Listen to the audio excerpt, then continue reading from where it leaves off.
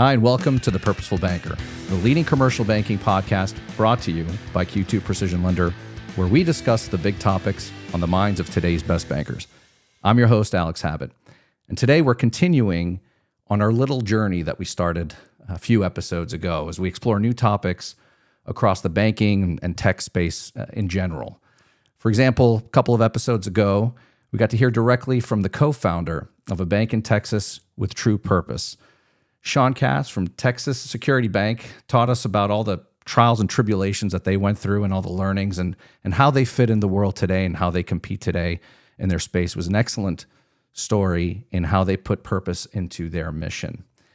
And then in the last episode, we chatted a little bit about fraud and security, which is in the periphery of every banking business, right? It was kind of a complete left turn, but it's also very necessary to bring into the regular fabric of our show as well. But you know, the good news is that we're going to continue expanding on this kind of content going forward, and I'm very excited to bring you today's guest. Adam Blue is Q2's Chief Technology Officer. He's a very well-known fixture in our walls, and certainly beyond them.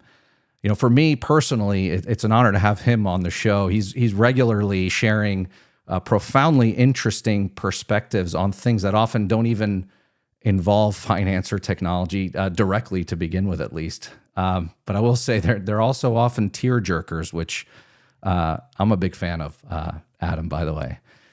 But Adam's got a big job creating, coordinating Q2's technology strategy and leading the innovation drive for the firm in general. He's someone who's always got the finger on the pulse of what's happening right now, whether it's in technology or in financial services, or even in the world in general, which is, Adam, I suspect that's where you're getting a lot of your content that leads to tear jerkers. That last one with the James Webb Space Telescope in Austin at the town hall, that one got me a little bit. So thank you for that. But Adam Blue, welcome to the show. Hey, thanks, Alex. Super happy to be here. So it's a great day to talk about banking. Yeah. So look, before we dive in, you know, given that the show is about purpose and perspective, you know, usually around the banking business, you know, I'm just curious, and this is just shoot off of the hip, right? Just gut reaction here. What's been driving your purpose and your perspective? What are you thinking about more today, let's say, than you were a year ago, right? What's front of mind? Give us a quick reaction on that. Yeah, for sure. So I turned 50 about a year ago. And so I think about being old like a lot. Like I've been bald a long time, since my late 20s.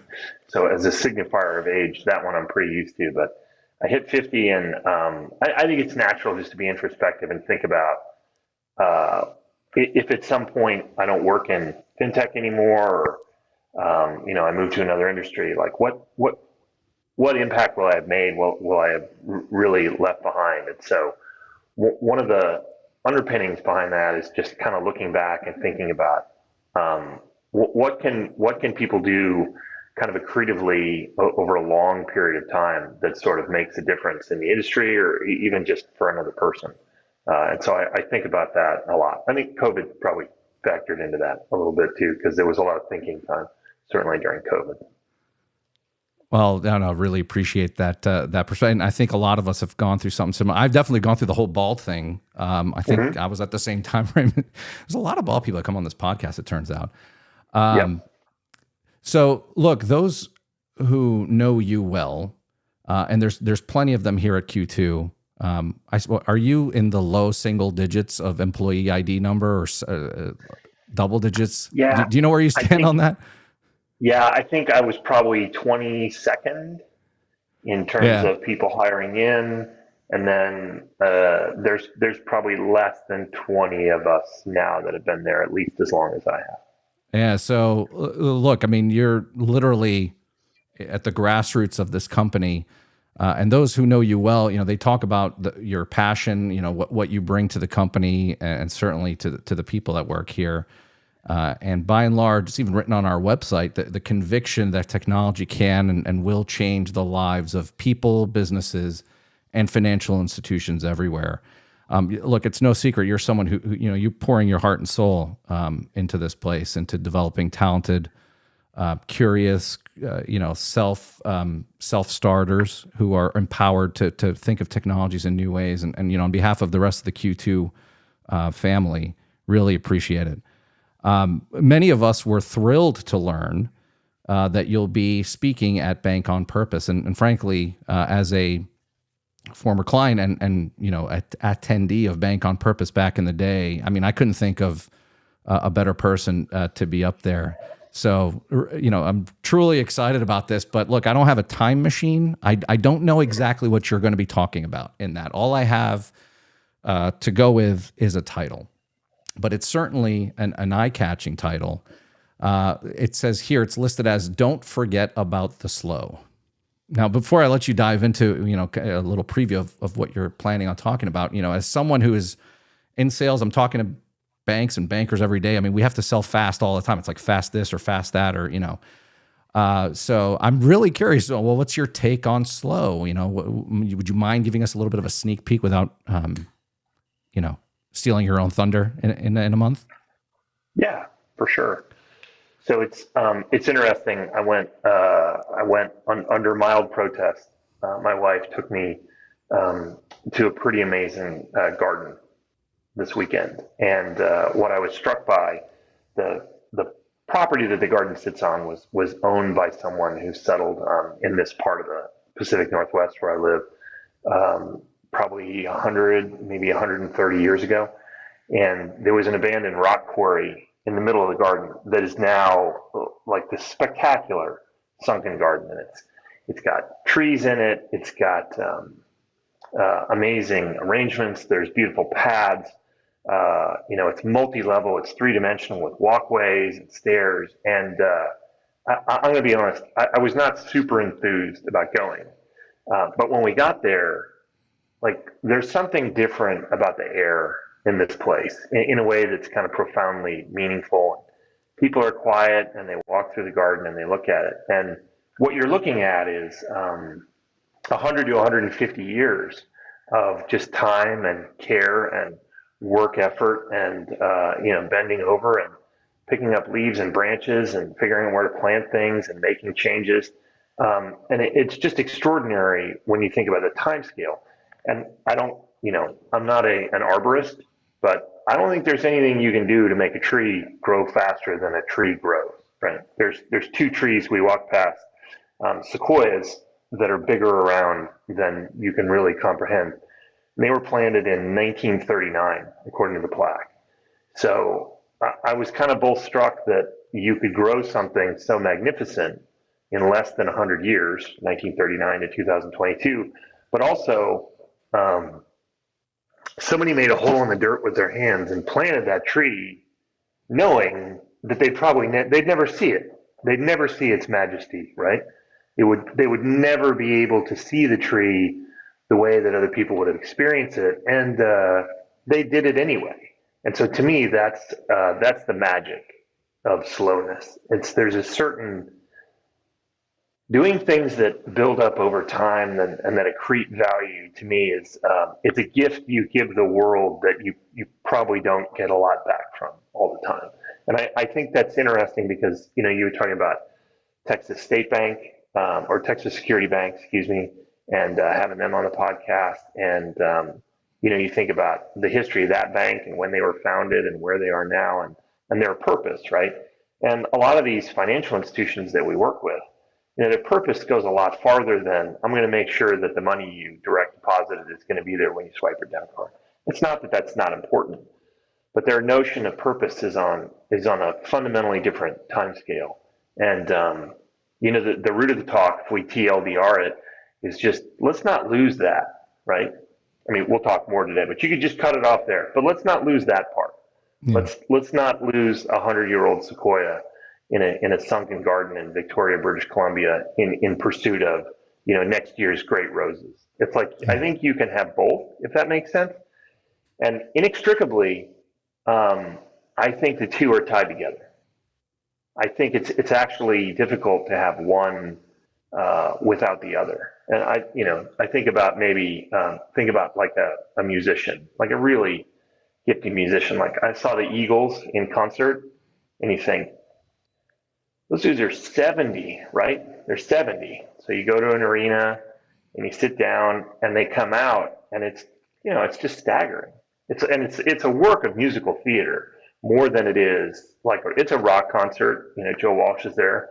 There's the requisite amount of rocking. But what it really is it's a work of musical theater, and man, they sound great. They sound great at 70. Like, I hope I can do one thing in my life as well as Don Henley can sing when he's 70. Like, I don't, whatever it is, cleaning toilets. I want to clean toilets the way Don Henley sings when he's 70. If I can do one thing that well, 7 years old, I'll consider myself very, very lucky, very successful. And you go to that concert, and you go to a show and you think, man, this is going to be a cool show, and I'm going to, like, there's a vibe and people are excited, and you sit at the show and it's louder, and it's the first big show I went to after COVID. And then invariably there's that part, like, I'll go to the bathroom when they play the song that I'm just not that into. And I walked out of the stadium and I'm like, I got to pee bad, man, because I don't know if you can find somebody between the ages of 35 and 70 that does not know the words to every Eagles hit. I mean, it's the background soundtrack of the United States in a sense, culturally, and probably much of North America.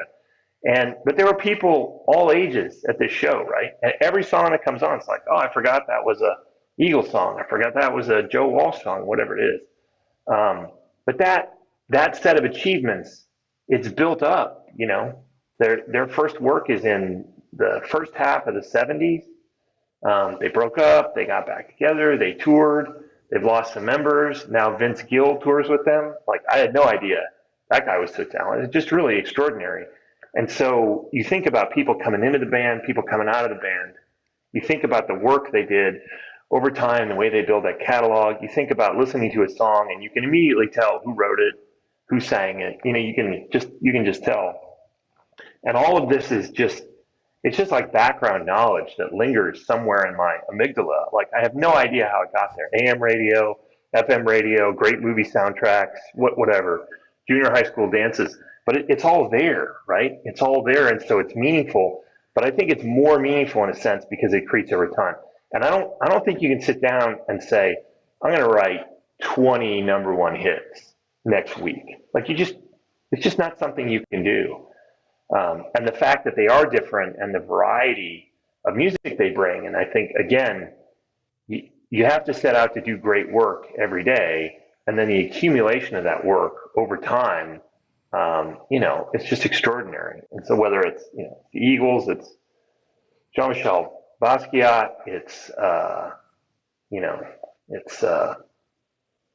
Frida Kahlo, you name it, right?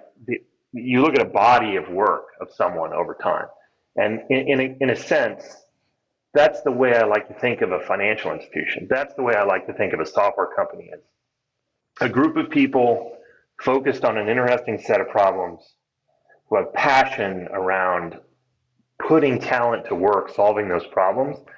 And then that gives rise to this value that just kind of grows and accretes over time in a way that's it's magical, I think, in a way that a lot of things are not necessarily magic. I think people look at, if you don't understand software engineering, you might look at someone writes a piece of code and it does something amazing. You're like, that's magic, right? And I don't view it as magic because I know a little bit about coding and I've written some code. But the fact that you could deliver something that would work over 10 years, 15 years, 20 years, whatever it is, like that part to me, that part is crazy, is how you make that stuff work over time. I think that's really interesting. When I talk to bankers, when I talk to people in the industry, when I talk to software people, the people I really respect, I think, they have that perspective about what's this going to look like in a year, 5 years, right? What's the garden going to look like when somebody else maintains it? How do I invite other people to plant their flowers? Like, I can probably mix master this metaphor to death, but I think you get it. Yeah, I would expect, though, that you're also looking for reasonable perspective as well, right? Like, they're not expecting everything to be perfect in a year, as long as they understand that the journey's there, the incrementalism is there, which I agree with you, by the way. Incrementalism is the unsung hero of everything, and we never talk about it because it's just, I guess it's boring maybe to talk about, hey, you're going to get like one extra thing, but it's going to make when these things compound, it's like, compound interest, I guess, over long term, right? It's great. Yeah. Yeah. I think some of it's in our language. Like I consider myself a bit a student of the English language, and I am shocked how hyperbolic the average sentence in a company is now. And like, I'm sure I'm part of the problem. I'm not. I'm pointing fingers at me too. But do we really need to say laser focused ever again? Yeah. Like, I mean, you want to talk like I get. Why can't we just say focused? The average human being is not very focused. I've met exactly zero human beings that are laser focused. And it's like everything, like not everything can have laser focus. Not everything can be delightful. Like, man, reach for the brass ring for sure. But I think some of it's even just in the language we create.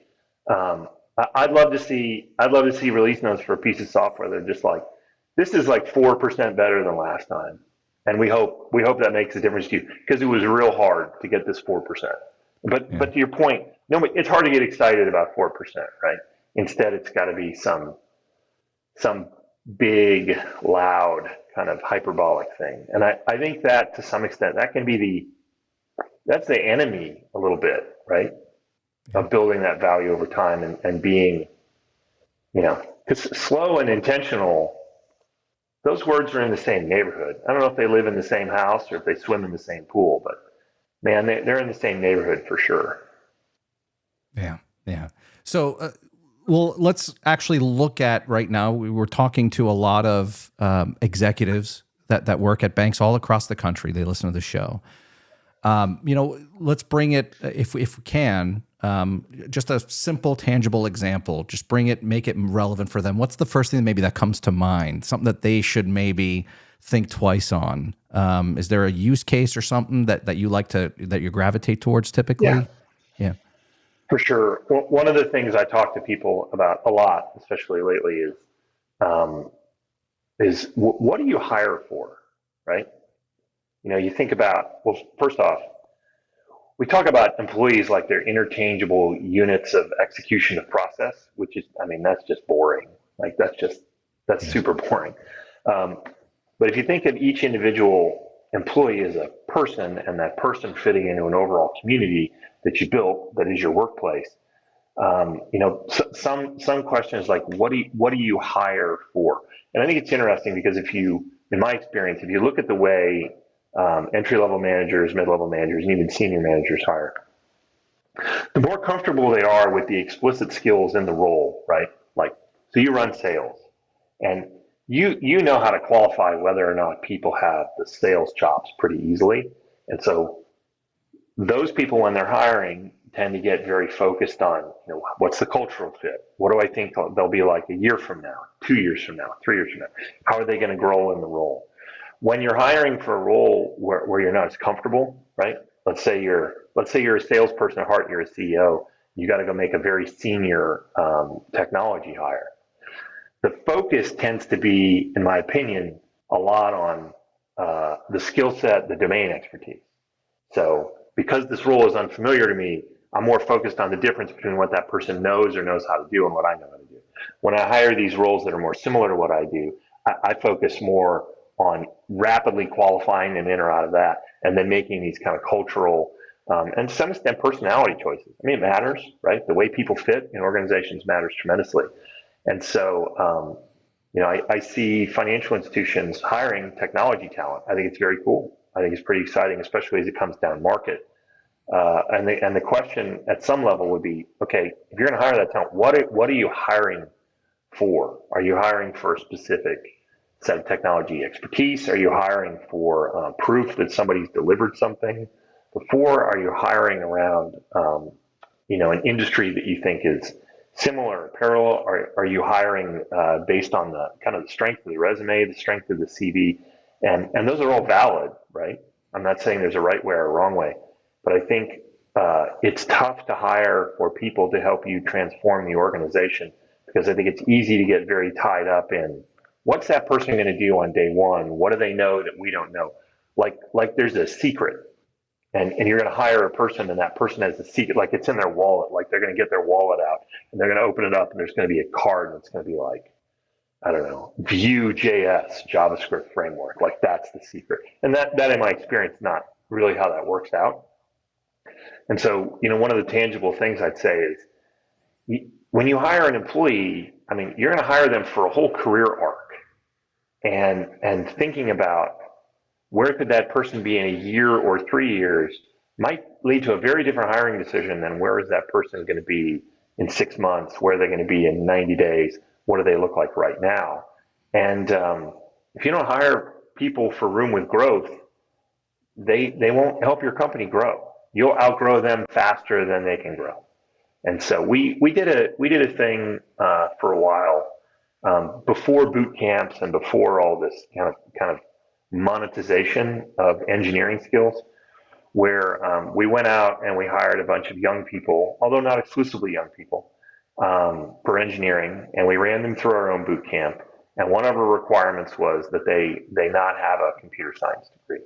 And that was not super popular in the Austin market among recruiters and people with computer science degrees. But I had a lot of talent already that had CS degrees, and they looked a certain way, and they were predominantly male, and we did not have a lot of engineers of color. And we thought, there's two ways we can do this. We can complain about what's in the marketplace, people looking for jobs that meet our existing criteria, or we can simply go hire people because we believe they could be great engineers. And it was slow, right? I mean, it just was.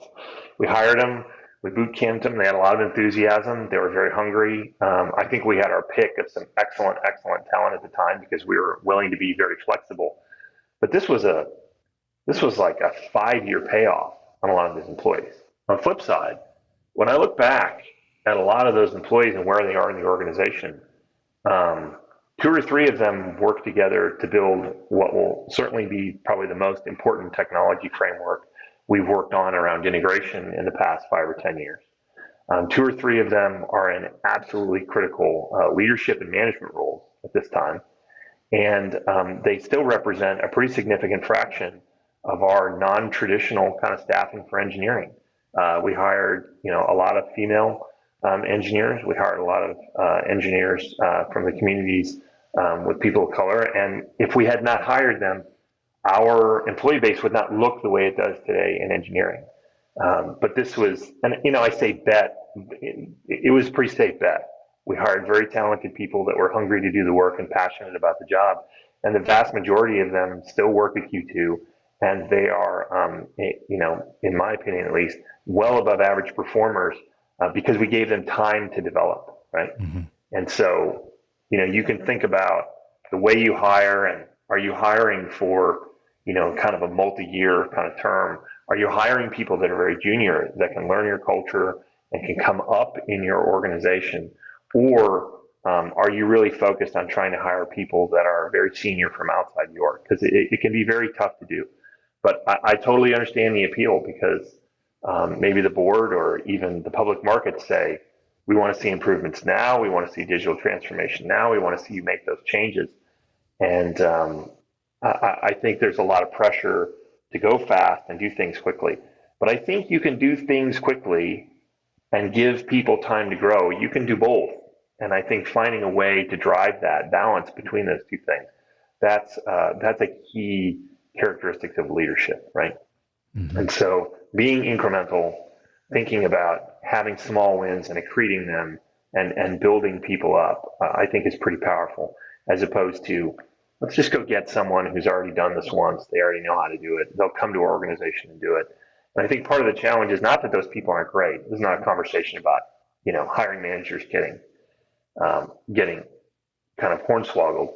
It's a conversation about the fact that somebody's already done something once in another organization is very powerful as a signal. But if that organization's challenges and that organization's kind of profile is very different than yours, expecting them to come and have a similar kind of success in your organization could be a huge, huge mistake, right? Mm-hmm. Because it may be that's not the way you're going to bake that cake, right?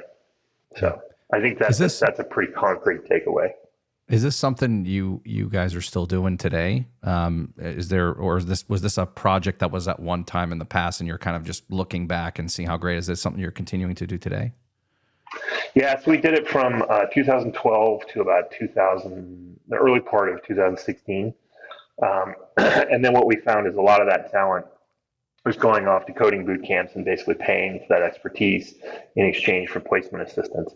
So we brought the program down. I think we pretty well mined out the talent in Austin. But that mindset of looking for people that were different, hiring junior engineers, being diverse. So what we've started to do is working with organizations. There's a great one called Code to College. And so we'll have a lot of interns from the Code to College program. These are high school kids, and they'll come in and write production code. I mean, that program is excellent. And then we've started to build a pipeline for them where we bring them in, they intern with us, we identify them, and then we move them right to junior production scale jobs. So I like to think we still do it. We just do it with the help of a partner now, because the community has kind of evolved in the way that they make that possible. But I think it's super important. And this is a personal bias of mine, but I like organizations that have a relatively small number of deeply experienced people who are super passionate, that are capable of exercising a lot of discretion and have a lot of experience doing things the wrong way. And then I like having a ton of people who have a lot of energy and don't know that what they're trying to do won't work. Sometimes it works just because they don't know it won't. And that mix is really interesting to me. The employees that I have the least resonance with often are mid-career, big stacked up resume, and they're kind of in the middle, they've lost some of the enthusiasm of being early to the job, and they have not yet progressed to the point where they have a lot of depth of experience, where they've seen a lot of the things that can happen a couple times. Because that relationship between the most senior engineers and the most junior engineers, to me, is pretty powerful in terms of the way forward. We have great employees at Q2 that are mid-career. I wouldn't say otherwise, but in terms of like the way I understand the organization, what gets me the most excited is that interaction between them. I think it's really powerful. And I think creating those conditions is no accident. It's not something that just magically happens. It's a path you choose and then invest in. And I think that's the takeaway. Excellent. So, again, just you covered some of the business strategy side of it, and then the people strategy side of it. Anything else that you'd share with this audience to close us out? Yeah, if I was going to share anything, here's a little secret about technology. There's very little that's new. There's just very little. Software construction is not radically different than it was 10 years ago, 15 years ago, 20 years ago. The web is super important. Mobile programming is important. I think of it like a pendulum, right? So when you start out in your career, the pendulum is at some point in its swing. So at one end, the other end, the middle. And then you work 2 or 3 or 4 years and the pendulum swings and you think, man, that must be progress. Like things are changing. It's going to get better and it's going to stay better forever. And things swing in that direction, and then people sour on certain things, and things fall out of favor. Market conditions change, technology conditions change, and then the pendulum comes back the other way, right? We started with mainframes. All the computing happens in a centralized location, and people are on green screen dumb terminals, right? And then we end up with PCs, so the pendulum's swinging towards distributed computing, and then PCs get connected to the internet, and you start doing all of the application rendering on the server side, with HTML pages and the whole deal. Then we get JavaScript to drive interactivity in the browser. We get Ajax. That begets more JavaScript frameworks than you could literally shake a forest at. And we start to move some of the computing back onto the client. Then we get mobile, and mobile moves a lot of computing back onto the client. And then people say, oh, they've got mobile performance issues, and now big data is important. We start moving stuff to the cloud. And the cloud is just a computer you pay more for that somebody else looks after for you because they have better scale than you do. We start pushing a bunch of workload into the cloud. It's just another version of swinging that pendulum, right? And so there's 20 of those pendula, I think that's the plural, in technology, and they're all swinging back and forth, right? And at any given point in time, things look way different than they did 2 years ago. But the way I see it, and maybe just because I'm old now, it's entirely possible, is it's just different pictures of where all of these individual pendulum swings are at any given point in time.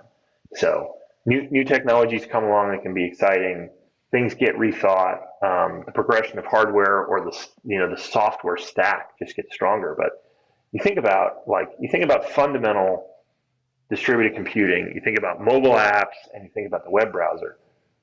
Much of the BSD TCP stack was written in the 70s at thing called ARPANET, Advanced Research Projects, I think Association, and that was the forerunner to the internet. And so this Mac that I'm on now, and a Windows box and a Linux box, they all have very, very similar TCP/IP code that was written by a few people a long time ago. And over time, people ported that code to different operating systems. But the lingua franca of the internet, which is TCP and HTTP, it's decades old. And we make minor improvements, and things get shaved, and we have HTTP, improvements, and Google will release this and will release that. But at the end of the day, a lot of that stuff it's reasonably static in the way it works. You can learn how it works. It's interesting to know how it works, and everything is built up on that underlying foundation, right? So you think So we're going to just understanding stay things- on that? We're going to stay on that trajectory, you think, for the foreseeable I don't know, generation for sure. or two? Cool. Yeah, it's just not super interesting to change that stuff. You know what I mean? I've used this example in more talks at Q2 than I care to. Has it ever occurred to you that every railroad in North America has rails that are the same distance apart? Mm-mm. They are. They're the same width, they're the same height, and they're the same distance apart. We used to have different width rails in the US, and you would take your cargo to one place, and then they would offload and put on something else, go to the other rails. There was some technology where they had rail cars that could switch rail, width, and eventually someone was like, this is just dumb. So the fact that everyone agrees on how TCP will work is more important than it being particularly efficient. Mm-hmm. It's the same thing in financial services. I don't know anybody ever who's told me, man, the best read I've ever had in my life is the Green Book that details the ACH specification. But we all agree on it. Well, actually, nobody agrees on it. We mostly agree on it. There's lots of arguments about what's in the Green Book. But the point is, the agreement, the interoperability outweighs the actual value of the specific implementation. I'm pretty sure for lots of use cases, you could come up with a network scheme that would be more efficient than HTTP over TCP. But it's omnipresent, right? Yeah. Your printer speaks HTTP natively now. Your phone speaks HTTP natively. Your light bulbs speak HTTP natively. I mean, you can put an HTTP firmware implementation on almost any kind of device for probably like $5 or $6 with a chip from Foxconn. So you get to the point where the fact that it's HTTP is more important than HTTP being amazing because it's omnipresent. And it's the same as all the rails being the same width. It's the same kind of thing. And this can actually retard progress as well. I don't want to get too deep into it today because we're still working out this for the Bank on Purpose conference. But the containerization of shipping has had massive secondary effects in how things work, and we felt a lot of them during the pandemic. You think about all those pictures of shipping containers stacked up right at a port, and they're at the port of Los Angeles, and you think, why don't they take them to another port? And it's like, you can't pull a ship that's built to carry thousands of shipping containers into a little port. It doesn't work. You end up in a scenario where it's efficient to have a relatively small number of competitors in global shipping, and that's great when it works. And man, when it doesn't work, it's just a disaster. Yeah. That one ship, was it the Achille Lauro? Is that the one that stopped up the Panama Canal? I can't remember. Or no, Ever Given. That's it. The Ever Given in the Suez Canal. Right? In the Suez Canal, yeah, that's right. And global shipping just stops for I feel like it was 8 days, 10 days, 11 days. Well, 1/6 or something of the world's cargo goes through. Yeah, I mean, it's incredible. Yeah, that doesn't seem like a good idea either. 1/6 of the world's cargo goes like that. That would be like, hey, if you want to come to Vancouver Island, you got to drive on my driveway. Like that's a lot of pressure on me to keep my driveway clear. But it's efficient when it works. These systems are highly efficient when they're 100% functional, but they tend to be they have anti-patterns in them around resilience and seeing those anti-patterns, it's difficult to see. And when they happen, man, they can be super painful. And again, some of the desire to do things quickly leads to an atrophy of the set of infrastructure that lets you do things slowly. But sometimes slow is better than fast and broken. I think that's the way I would think. Oh. Well, I guess I can speak for everyone in the audience to say, wow, we can't wait to actually hear, the full show next month in Austin. And for those of you who can't make it, in person to that, we'll certainly run a replay of here. So, look, Adam, I want to leave it here for now, but I really, want to thank you for coming on here, sharing some of your latest perspectives. And again, I'm looking forward to next week catching the show.